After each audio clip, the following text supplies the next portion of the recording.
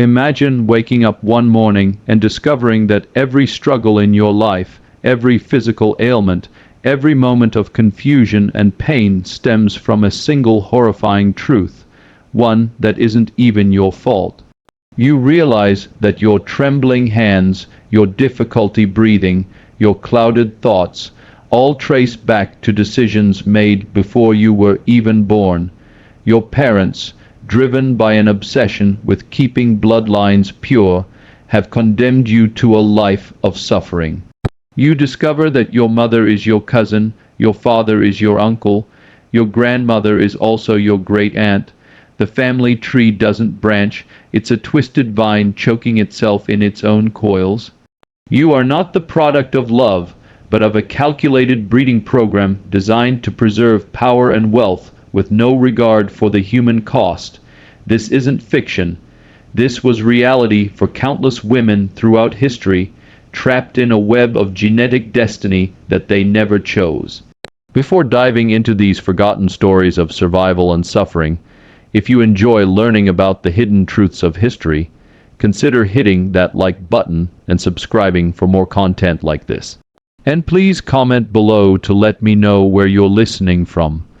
I find it incredible that we're exploring these ancient stories together from different parts of the world, connected across time and space by our shared curiosity about the past. To understand these women's stories, we must first understand the twisted logic that created their suffering. For centuries, European royalty believed that marrying within their own bloodlines would preserve their divine right to rule. They saw their blue blood as literally different from that of commoners, purer, more sacred, blessed by God Himself. The practice was so common that by the 16th century, European royal families were essentially one massive interconnected web of cousins marrying cousins, uncles marrying nieces, and siblings producing children who would rule empires. What they didn't understand, what they couldn't understand, was that they were creating a genetic nightmare that would echo through generations. The Habsburg family of Austria and Spain perfected this art of self-destruction. Their family motto might as well have been, "Let others wage wars. You, happy Austria, marry." But their marriages weren't happy. They were calculated genetic disasters that produced some of history's most tragic figures. Our first story takes us to Vienna, 1634.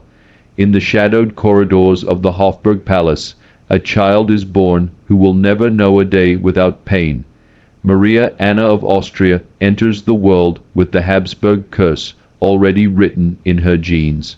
The result of generations of cousins marrying cousins of a family tree so tangled it resembles a noose.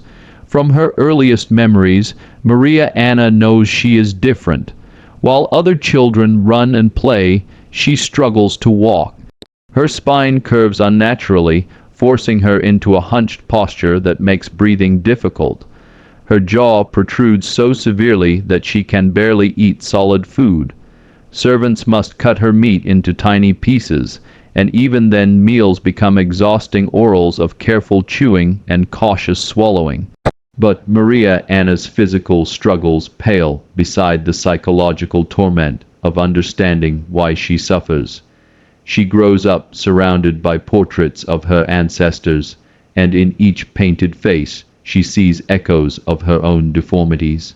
Here an uncle with the same protruding jaw, there a grandmother with the same curved spine. She realizes with the terrible clarity that only comes with suffering that she is not unique. She is the latest victim in a long line of genetic catastrophe. The palace physicians with their bloodletting and their prayers can offer no relief. They whisper among themselves about the Habsburg curse, but never in her presence. To her face, they speak of mysterious ailments and God's will, never admitting the truth that everyone knows, but no one dares speak, that her suffering is the direct result of her parents' and grandparents' obsession with keeping their bloodline pure. Maria Anna spends her days in dim rooms, curtains drawn to hide her from the world and the world from her. She learns to read voraciously, her sharp mind one of the few parts of her body that functions properly. In books, she finds worlds where bloodlines don't matter, where people marry for love instead of lineage, where children aren't born carrying the sins of their ancestors in their very bones. But reality always intrudes. Court physicians examine her regularly, documenting her deformities with clinical detachment. They measure the curve of her spine, the protrusion of her jaw, the weakness in her limbs. She becomes not a person, but a case study, a living example of what happens when genetics go wrong. The loneliness is perhaps worse than the pain. Potential suitors, all of them also her cousins, recoil when they see her.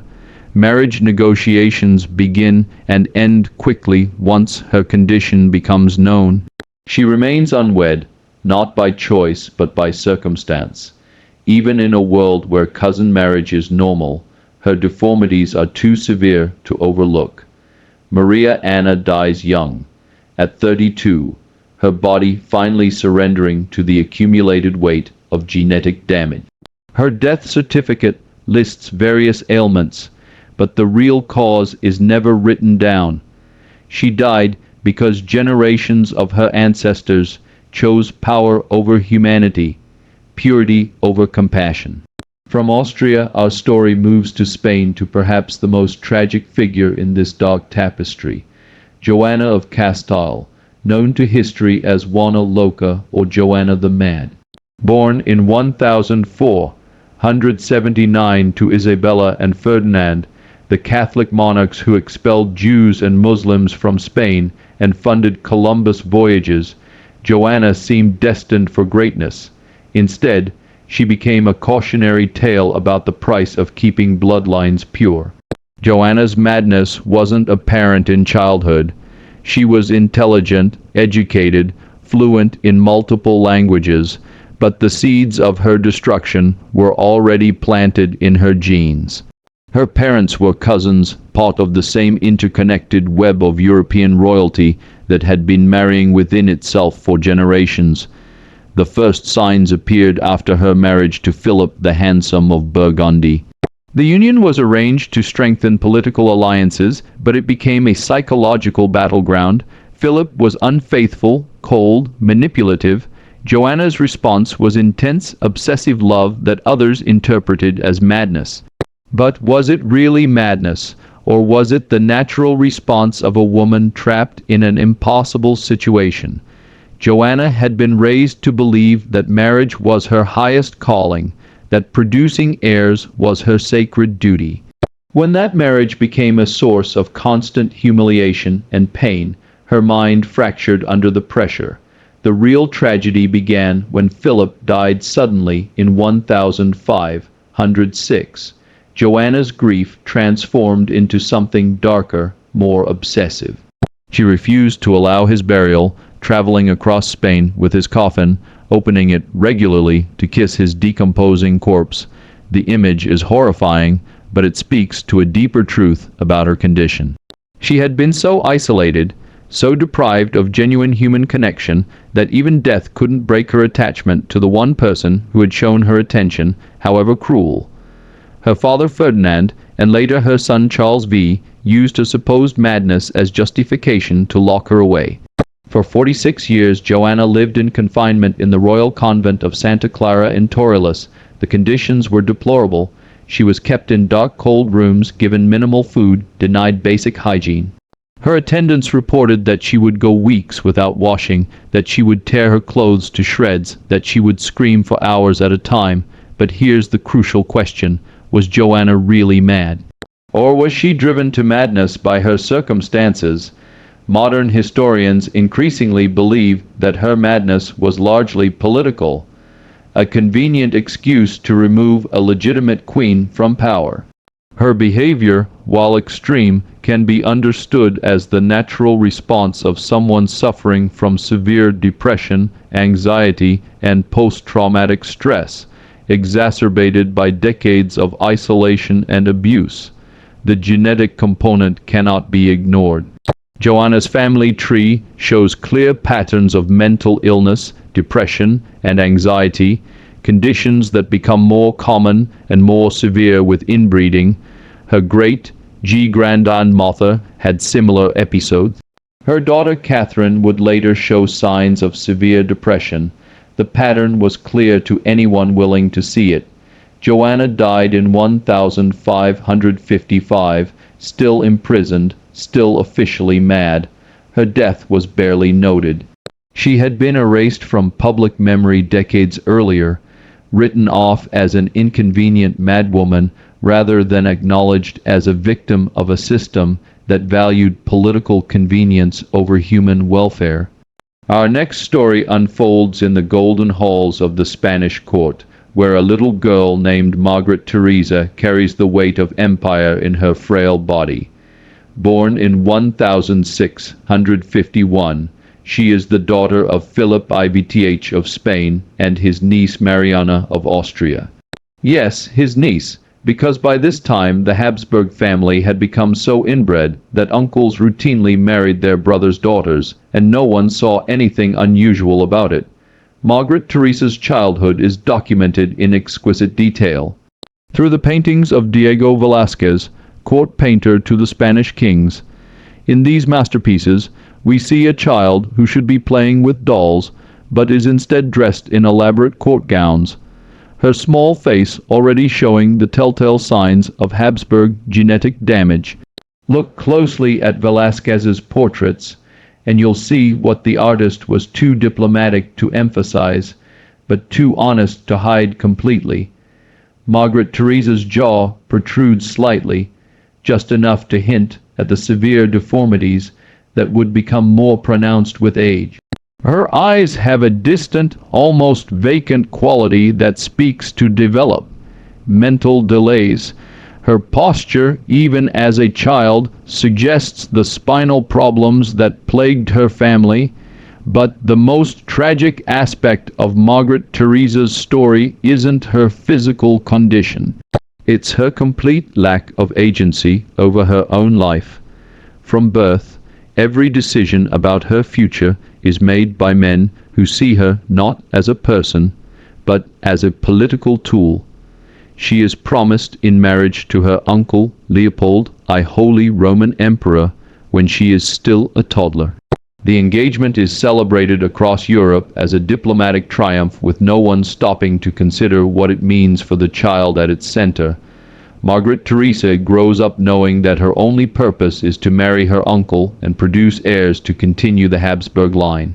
She receives the finest education available to women of her time. She learns to speak several languages, to play musical instruments, to dance and paint. But all of these accomplishments are viewed merely as ways to make her a more attractive bride to her uncle husband. The marriage takes place in 1666, when Margaret Theresa is just 15 years old. Leopold is 26, old enough to be her father, and is literally her father's brother. The wedding is celebrated with elaborate ceremonies and public festivities.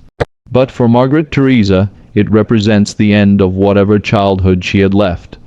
The physical reality of her marriage is something that court records hint at, but never explicitly describe.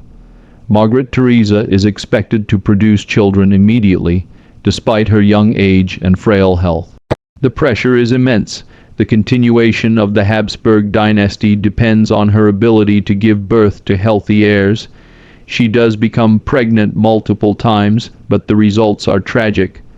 Her first child, a daughter, lives only a few months. Her second pregnancy ends in miscarriage. When she finally gives birth to a son who survives infancy, the relief at court is palpable until it becomes clear that the child has inherited the full spectrum of Habsburg genetic problems. Margaret Theresa herself grows weaker with each pregnancy. The combination of inbreeding-related health problems and the physical strain of constant childbearing takes a severe toll on her body. She suffers from what modern doctors would recognize as severe anemia, respiratory problems, and possibly epilepsy. Court physicians document her decline with clinical precision. They note her increasing difficulty with speech, her frequent seizures, her inability to keep food down, but they never connect these symptoms to the obvious cause, the genetic damage caused by generations of inbreeding. Margaret Theresa dies in 1673, just 6 years after her marriage at the age of 21. Official records list the cause of death as fever, but the reality is that her body simply gave up under the accumulated weight of genetic defects and physical trauma. Her death is mourned throughout the empire, but not for the right reasons. Courtiers and diplomats lament the loss of a potential source of heirs, not the tragedy of a young woman whose life was sacrificed to preserve a bloodline that was already poisoned beyond redemption.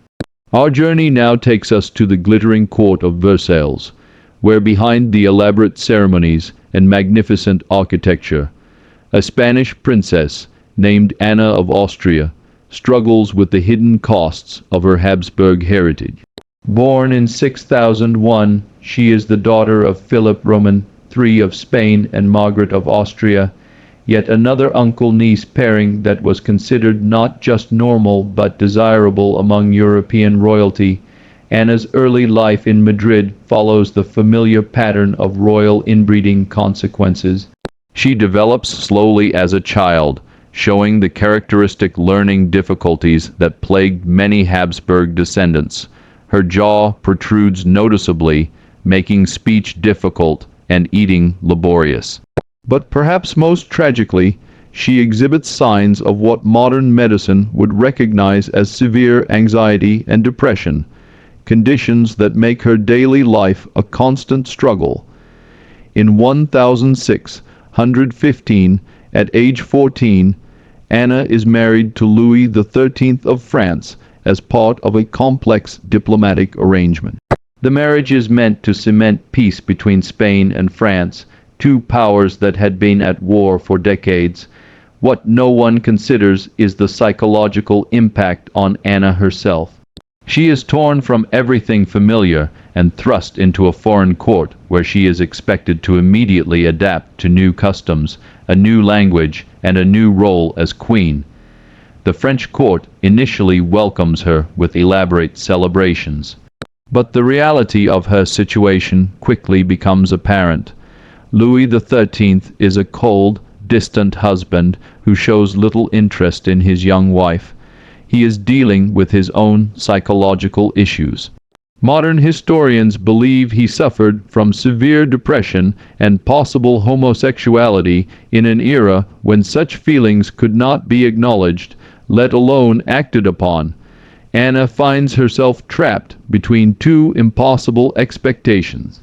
As Queen of France, she is expected to produce male heirs to secure the succession. But as a Habsburg, she carries genetic defects that make healthy childbearing extremely difficult. Her first several pregnancies end in miscarriage or infant death, each loss adding to her depression and anxiety. The court physicians, following the medical understanding of their time, blame Anna for these failures.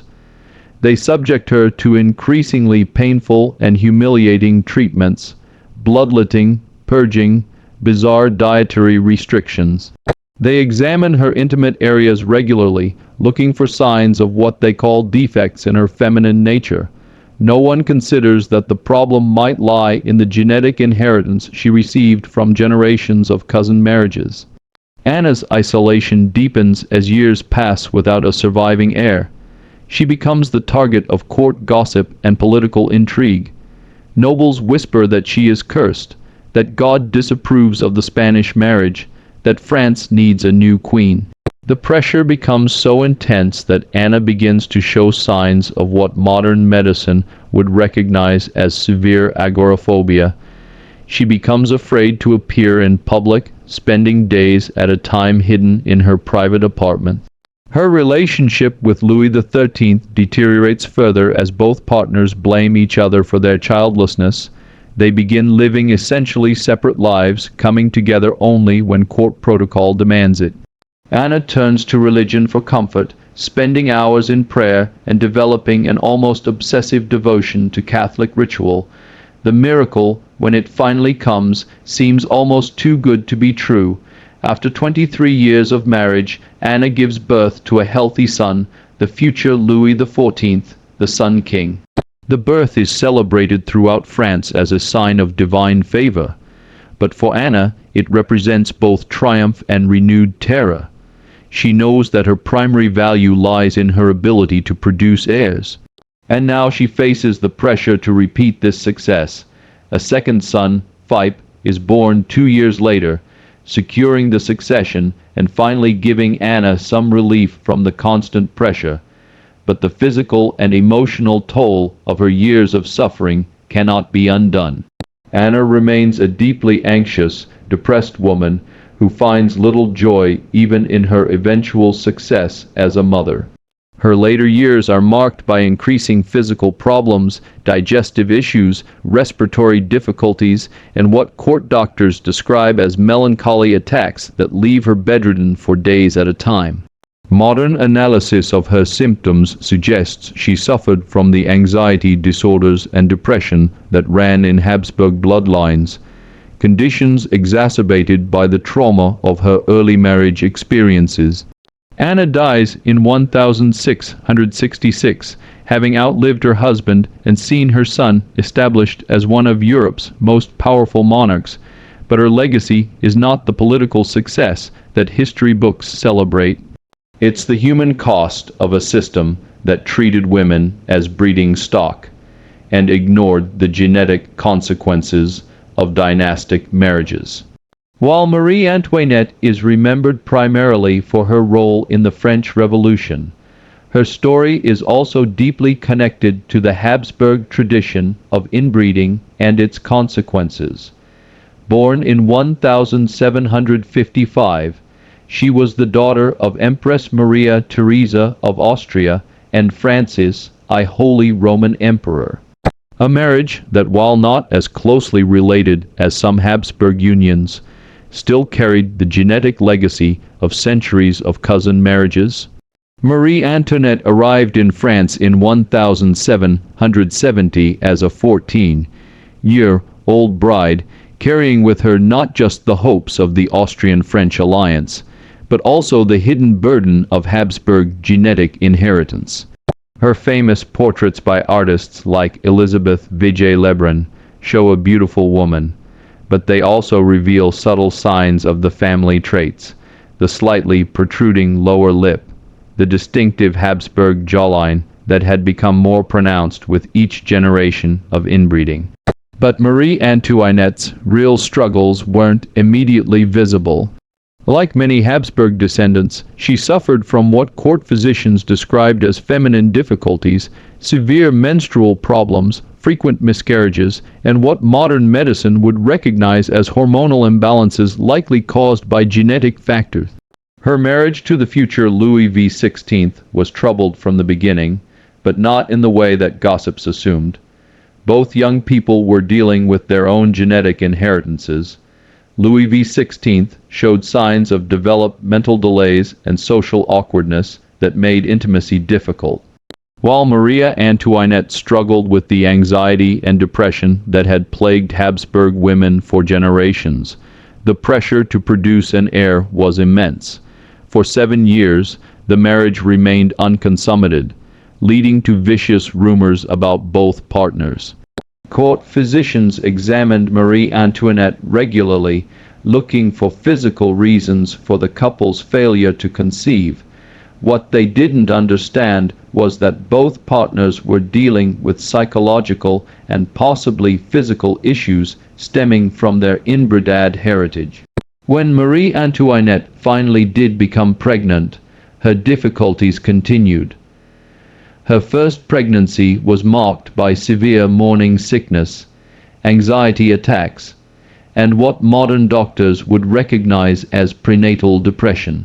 Her daughter, Marie These, was born healthy, but subsequent pregnancies were marked by miscarriages and infant deaths that took a severe psychological toll.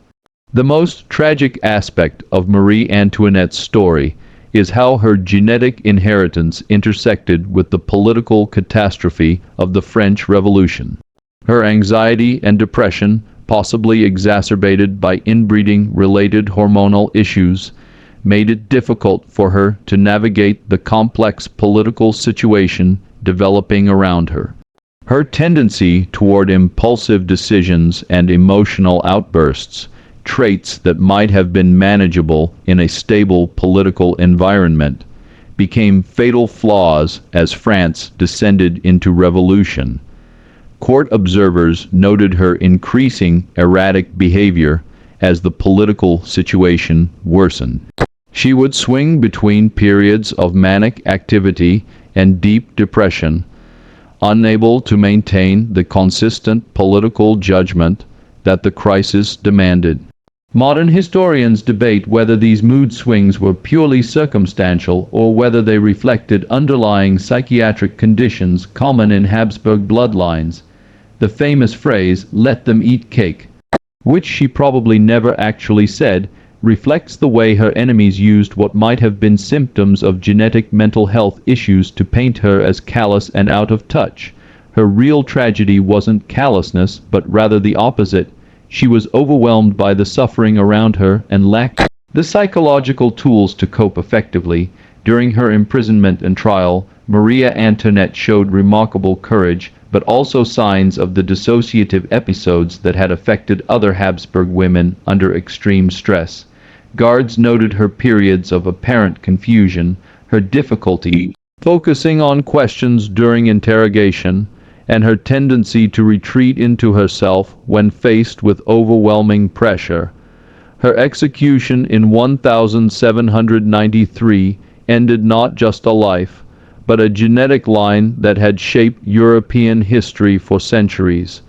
In her final moments, she reportedly showed the dignity that had always been her best trait, but also the resignation of someone who had never fully understood why her life had been so difficult.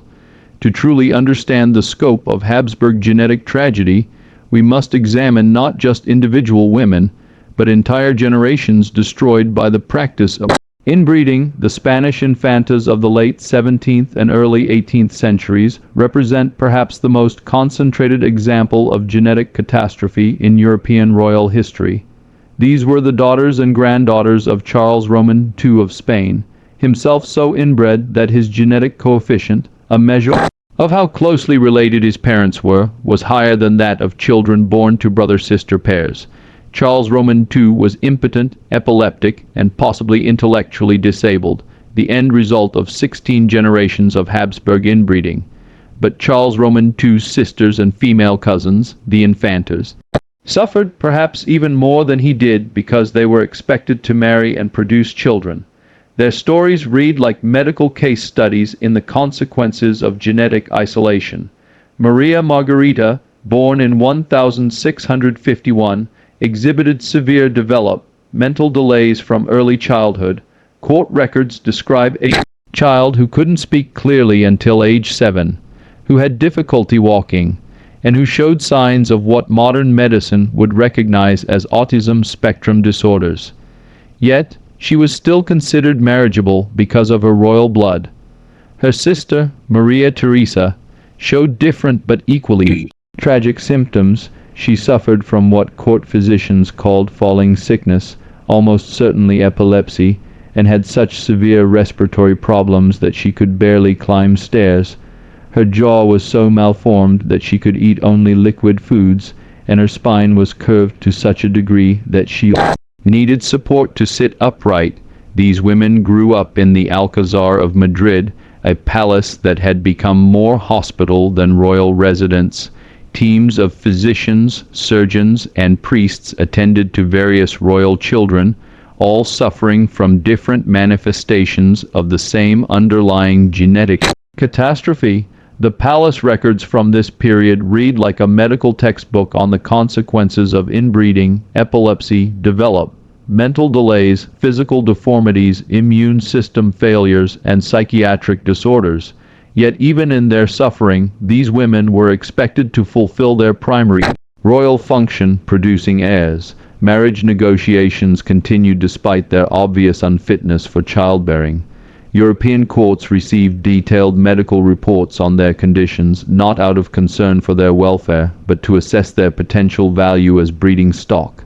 Maria Margherita was eventually married to her cousin Leopold I, Holy Roman Emperor, the same man who had previously been married to Margaret Theresa. The marriage was a disaster from the beginning. Maria Margherita's developmental delays made it impossible for her to understand her marital duties, while her physical problems made consummation extremely difficult. The psychological torture of these arrangements cannot be overstated. These women grew up knowing that their only value lay in their ability to produce children. Yet, their genetic inheritance made healthy childbearing nearly impossible. They lived with a constant fear of pregnancy, knowing that each conception risked not only their own lives, but would likely produce children even more damaged than themselves. Court records from this period reveal the human cost in heartbreaking detail. Letters between royal women describe miscarriages, infant deaths, and the constant fear that accompanied each pregnancy. They write of children born so deformed that they couldn't survive outside the womb, of babies who lived only days or weeks before succumbing to genetic defects. The psychological impact was devastating. Many of these women developed what modern psychiatry would recognize as severe anxiety disorders, depression, and post-traumatic stress. They became reclusive, afraid to appear in public, ashamed of their appearance and their failures as wives and mothers. Perhaps most tragically, they often blamed themselves for their inability to produce healthy heirs. The genetic science that would explain their condition wouldn't be developed for centuries, so they interpreted their struggles as personal failures or divine punishment. This self-blame added another layer of suffering to lives already overwhelmed by physical and emotional pain. To fully understand these women's stories, we must examine the genetic science that explains their suffering. When closely related individuals reproduce, their children have a higher chance of inheriting two copies of harmful recessive genes. In a healthy genetically diverse population, these harmful genes are usually masked by normal copies inherited from unrelated parents. But when cousins marry cousins generation after generation, as the Habsburgs did for centuries, harmful genes accumulate and compound.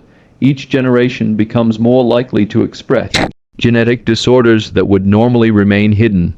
This process, called inbreeding depression, affects not just physical traits, but also mental health, immune function, and fertility. The Habsburg jaw, technically called mandibular pronism, is one of the most visible examples of this genetic accumulation. This trait became more pronounced with each generation of inbreeding, eventually becoming so severe that some Habsburg descendants couldn't properly close their mouths or chew solid food. But the visible deformities were just the tip of the iceberg. Modern genetic analysis suggests that Habsburg descendants also suffered from increased rates of epilepsy, intellectual disabilities, anxiety disorders, depression, and immune system deficiencies. Many of the mysterious illnesses that plagued royal women were likely autoimmune disorders caused by genetic damage. The fertility problems that affected so many Habsburg women can also be explained by genetics. Inbreeding increases the likelihood of genetic incompatibilities that make conception difficult and pregnancy dangerous. The high rates of miscarriage and infant mortality in Habsburg bloodlines weren't due to medical ignorance alone. They were the inevitable result of genetic damage accumulating over generations. Perhaps most tragically, the psychological problems that affected women like Joanna of Castile and Marie Antoinette can be understood as genetic predispositions to mental illness being triggered by environmental stress. These women weren't inherently mad. They were genetically vulnerable to anxiety and depression, conditions that were then exacerbated by the impossible pressures of their royal positions. What makes these stories even more tragic is how the system perpetuated itself despite obvious evidence of its harmful effects. Royal courts had extensive records documenting the health problems that plagued inbred bloodlines, yet they continued arranging cousin marriages for political advantage. Court physicians wrote detailed reports on the physical and mental health problems affecting royal children, yet these reports were treated as medical curiosities rather than warnings about genetic damage. The connection between inbreeding and health problems was obvious to anyone willing to see it, but political and economic considerations always took precedence over human welfare. The Catholic Church, which could have intervened by refusing to sanction such closely related marriages, instead provided dispensations that made even the most genetically dangerous unions legally and religiously acceptable. The Church's position was that royal bloodlines were divinely ordained and that preserving their purity was more important than preventing human suffering. Even the affected women themselves sometimes perpetuated the system, having been raised to believe that their royal blood made them superior to commoners. Some actively sought marriages with their own relatives to preserve what they saw as their genetic inheritance. They didn't understand that they were participating in their own genetic destruction. The most heartbreaking aspect of this perpetuation is how each generation of women hoped that their children would be different, that somehow their offspring would escape the genetic curse that had plagued their families for centuries. They endured pregnancy after pregnancy, miscarriage after miscarriage, hoping against hope that the next child would be healthy. The Habsburg genetic experiment finally came to an end with Charles Roman II of Spain, whose death in 1700 without heirs sparked the War of Spanish Succession. Charles Roman II was so genetically damaged that he was impotent and possibly intellectually disabled, the final tragic end point of centuries of inbreeding. His death marked not just the end of the Spanish Habsburg line, but the beginning of a slow recognition that royal inbreeding was unsustainable. While cousin marriages continued among European royalty, they became less common and less closely related as courts began to understand the genetic risks involved. The women whose stories we've explored were victims of a system that valued political convenience over human welfare, genetic purity over genetic health.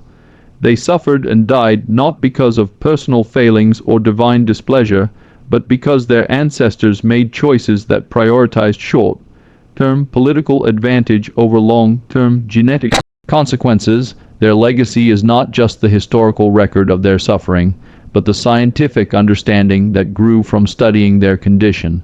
Modern genetics owes much to the tragic Habsburg experiment in inbreeding. Their pain contributed to our understanding of how genes work and why genetic diversity is essential for human health. While royal inbreeding on this scale is largely a thing of the past, the forces that created these tragedies still exist in different forms. Isolated communities around the world still practice cousin marriage, often with similar genetic consequences. The fundamental tension between preserving cultural traditions and protecting genetic health continues to play out in various contexts. More broadly, these stories remind us of the dangers of treating people as means to an end rather than as individuals deserving of dignity and choice. Habsburg women were reduced to their reproductive function, valued only for their ability to produce male heirs and preserve bloodlines. Their individual needs, desires, and welfare were secondary to political considerations. This dehumanization isn't unique to royal courts of the past. Throughout history and continuing today, women have been reduced to their reproductive capacity, their worth measured by their ability to produce children for the benefit of others. The Habsburg tragedy is an extreme example of a pattern that continues in various forms worldwide. As we reach the end of these tragic stories, we must confront an uncomfortable truth. The suffering of these women served a purpose, though not the one their tormentors intended. Their pain, documented in court records and medical texts, provided crucial evidence for the development of modern genetics. The Habsburg genetic experiment, horrific as it was for those who lived through it, gave science invaluable data about the consequences of inbreeding. Modern understanding of recessive genes, genetic diversity, and hereditary disease patterns developed partly from studying the tragic outcomes of royal cousin marriages. This doesn't justify their suffering or diminish the horror of their experiences, but it does mean that their pain wasn't entirely meaningless. The knowledge gained from studying their condition has helped prevent similar tragedies and has contributed to our understanding of human genetics. Women we've discussed: Maria Anna of Austria, Joanna of Castile, Margaret Theresa of Spain, Anna of Austria, Marie Antoinette, and the forgotten Spanish infantas were real people who lived real lives filled with real suffering. They weren't just historical footnotes or genetic case studies. They were daughters, wives, mothers, and human beings who deserved better than the fate that genetics and politics conspired to give them. Their stories serve as a reminder of the importance of putting human welfare above political expediency, of recognizing the individual dignity of every person, regardless of their social status, and of understanding that even the most powerful institutions can perpetuate tremendous suffering when they lose sight of basic human values. Return with me now to that moment of terrible realization we imagined at the beginning, waking up to discover that your entire life has been shaped by decisions made before your birth by ancestors who valued bloodline purity over human welfare. For the women whose stories we've explored, this wasn't imagination, but daily reality. They lived with the knowledge that their physical pain, their mental anguish, their reproductive failures, and their social isolation all stemmed from the same source: a genetic inheritance poisoned by generations of inbreeding. They carried not just their own suffering, but the accumulated weight of centuries of poor decisions made by people who should have known better. Yet in their pain, we find something profound about human resilience. Despite their circumstances, many of these women found ways to assert their humanity. Maria Anna became a scholar, finding intellectual freedom in a body that imprisoned her. Joanna maintained her fierce love even in madness. Margaret Theresa bore her suffering with dignity. Anna found solace in faith. Marie Antoinette faced death with courage. Their stories remind us that even in the darkest circumstances, the human spirit can find ways to assert its worth. They also remind us of our responsibility to learn from their suffering to ensure that our pursuit of political, economic, or social goals never again requires the systematic destruction of human beings. The curse of keeping bloodlines pure has finally ended, at least in its most extreme forms. But the memory of these women and their suffering lives on, a testament to the price of valuing ideology over humanity, tradition over compassion, and power over love. In the end, their legacy is both tragic and redemptive. Tragic because their suffering was preventable, redemptive because their stories have helped ensure that such systematic genetic destruction will never again be pursued in the name of royal purity. They paid the ultimate price so that we could learn a lesson their ancestors refused to see, that human worth cannot be measured by bloodline, and that true nobility lies not in genetic purity, but in the courage to acknowledge our common humanity. Their voices, silenced by death and time, still echo through history with a simple, profound message. Remember us not for our royal titles or our political significance, but as human beings who deserve better than the fate that genetics and politics conspired to give us. Remember us and learn from our suffering so that others might be spared the curse of keeping bloodlines pure.